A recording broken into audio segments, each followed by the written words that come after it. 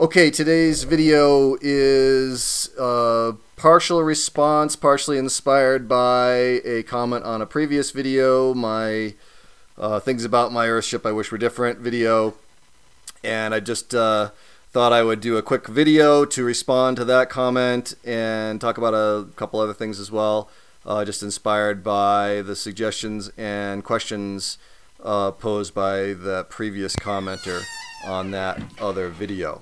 Okay, so the first thing that the commenter talked about in the comments on that other video was about this wall here, this wall of the shower. Now, if you'll notice, the surface texture of this wall is extremely rough. I've actually likened it to showering inside a box lined with broken glass, because if you brush up against this wall with your elbow, for instance, you will draw blood. And I am speaking from experience. On more than one occasion, I have bled in my shower. So I can't imagine making this decision for the inside of a shower, but that's what they did. So the commenter suggested that maybe if this was a can wall, it could be easily knocked down.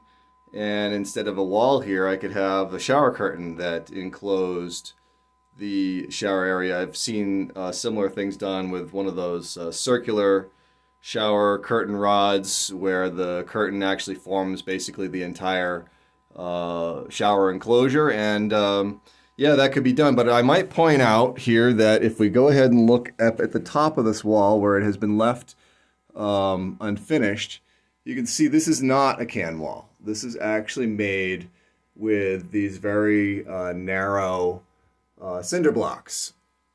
And that doesn't mean I couldn't do what the commenter suggested and knock that wall down, but I think I prefer to leave that wall in place.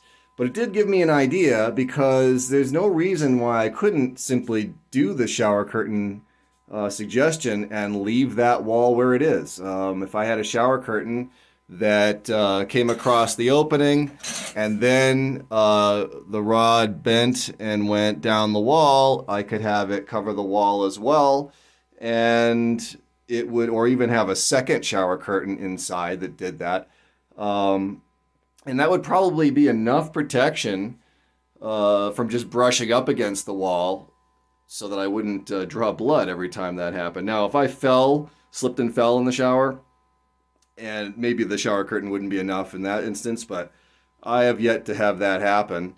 So I'm not really concerned about that. Maybe as I get older, if I'm still living here, maybe that would be a concern, but at the moment it really isn't. So I might do that as at least an interim solution. Now, a more substantial solution to that problem, since it's really just this wall, and the rest of the walls aren't really, you don't really have that problem brushing up against the wall where the shower controls are.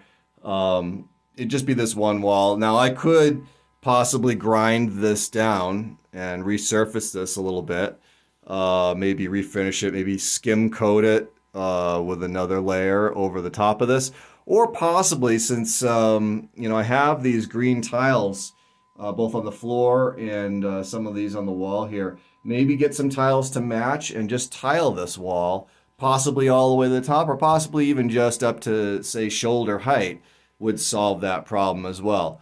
But I probably won't get to an elaborate solution, or a solution as elaborate as that, until I'm ready to start dealing with some of the other cosmetic issues on the inside of the house. Now, you can see, if you've watched some of my videos, you might notice that a lot of the construction in the interior of the house has sort of this kind of campground construction feel to it, where they've left this, this is actually exposed particle board, you can kind of tell, even though it's been painted. This door, along with all the rest of the doors in the house, seem to have been sort of built on site doors made with plywood and some 1x, and well, I guess it's actually not plywood but particle board. You can also see that there's a bunch of exposed 2x4 here, and I'd like to fix that as well at some point. You can see the door to the bedroom is like that, and the door to the cabinets, and then I've got some plywood down here, and I'd like to finish all that up with something that looks a little bit better than that at some point. But that's going to be off in the future after I have addressed some of the more functional situations in the house, which I'm still working on. So once the systems in the house are all up to par, then maybe I'll go back and address some of those cosmetic issues. But that's probably when I would go ahead and address the issue with this, the wall that tries to bite you every time that you take a shower. The second thing that the commenter mentioned in the comment on that previous video was this bump out. Now, might not be obvious from some of the other videos. This is actually a bump out in the shower. This is I don't know why it's here, to be honest. But the commenter mentioned that, maybe this was where a composting toilet used to be, and it looked like that was a vent pipe. I think this is what the commenter was talking about. This is actually not a vent pipe. This is, believe it or not, a lampshade given to me by a neighbor, and it's not attached. This used to be a lamp, and what I did is I just took a regular solar light. You can see the top of a solar light, and dropped it in the hole where the lamp fixture used to be. And at night, you can see there's a bunch of little holes. There's like dozens of these little holes all around this essentially ceramic lampshade, and glows through those little holes at night. Now this light has failed since, and I'll replace it at some point, but it's not very high on the list. So that's actually not a vent pipe. It's just something I stuck on top of this bump out. And this bump out is actually the shower. I'll show you what that looks like from the inside. So this is the inside. You can see they've got those bottles in the wall, and that provides some light, although the window is right above, so it's really not that necessary. And they've also got these PVC caps, and you can see them glowing, and they do provide some light as well.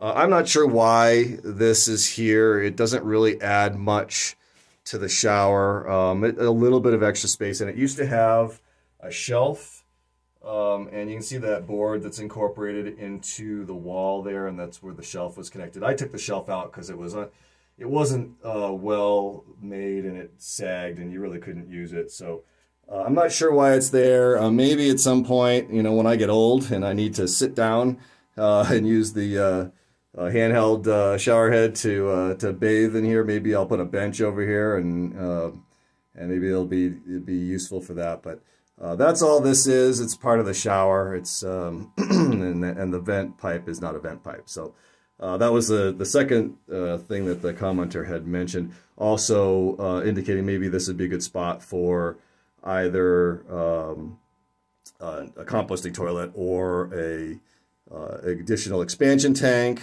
or the possibility of adding on-demand hot water heater. Now, I don't want to do the on-demand hot water heater because if you've watched some of my other videos, you might have seen the video about my hot water heater solution. I will drop a link in the description below if you're interested in that.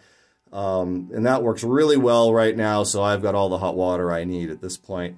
And I don't want to add anything that's going to use more outside fuel, which an on-demand hot water heater, typically fueled by propane, would require some outside fuel, and I don't want to do that. So that's not something I'm going to do.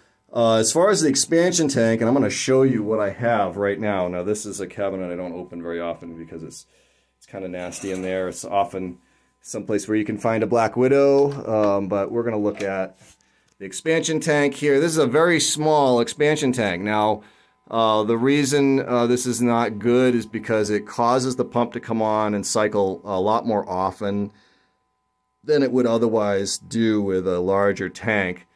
The disadvantage is that the pressure is not consistent. So every time the pump comes on, the pressure goes up, and then the pressure gradually drops as the pressure in the tank drops. So when you're washing a dish in the sink and using the sprayer, for instance, that pressure is inconsistent. And if you're in the shower, the pressure is inconsistent. Now, that used to be a bigger problem when I had the outdoor hot water heater, where it had the tank very high at the very top of that system. So what happened was, as the pressure dropped, the cold water pressure would drop faster than the hot water pressure, because the hot water had that additional pressure provided by the height of the tank and gravity just assisting that pressure. And so what would happen is the temperature would also be inconsistent when you're in the shower. And as the pressure dropped, the water would start to get hotter. And as the pump came back on, the water would cool back off. So that was an inconvenience for sure. Now that they have the tank inside and it's much lower, it is much less of an issue. In fact, it's really not an issue anymore at all. So the fact that I have this small pressure tank is not that big a deal to me right now. And at some point, maybe I'll try to find a spot to put a larger tank. But for now, this tank is fine-ish, and it will be okay for me. I will maybe address that at some point. But yeah, that's not a big enough pressure tank for the system here. So while we're standing in the bathroom, I may as well talk about the toilet. I hate this thing. This is an Excel Sunmar. I don't like it. It's probably the original toilet or a very early edition. This is a drum style, rotating drum. You can see the handle broke on the front of it, and I've got those vice grips on it. At first, when it broke, you can see the broken bit here. I was just going to go down to the machine shop and make an aluminum handle for it and replace it with something more substantial. But like I say, I hate this thing. The rotating drum style composting toilet, in my opinion, is a bad idea. There's no urine diverter in it, so everything goes into the same spot, and it's just not a good idea. It also necessitates this big pipe coming down from my ceiling with the loud, noisy fan, and I can show you what that's. I don't know if you can hear it. There, it's off. So yeah, I bet you can hear it. So that's loud. I'm used to it now, but I would like to get it out of there. Plus, you'll notice I have this this condensation trap here, because this pipe extends above the roof quite far, and in the wintertime especially, it creates a lot of condensation that just drips down the pipe, and I have that going down into a receptacle so it doesn't end up in the toilet and cause problems. So this toilet has been a problem basically the entire time I've been here. It's also quite a bit taller than a standard toilet, which is why it has this little step at the bottom for you to put your feet. Just terrible in my opinion. Don't like it. It's not a good deal. I'd like to get rid of it, and I actually have already purchased a replacement toilet, which I have already received, and the next video will be on that replacement toilet.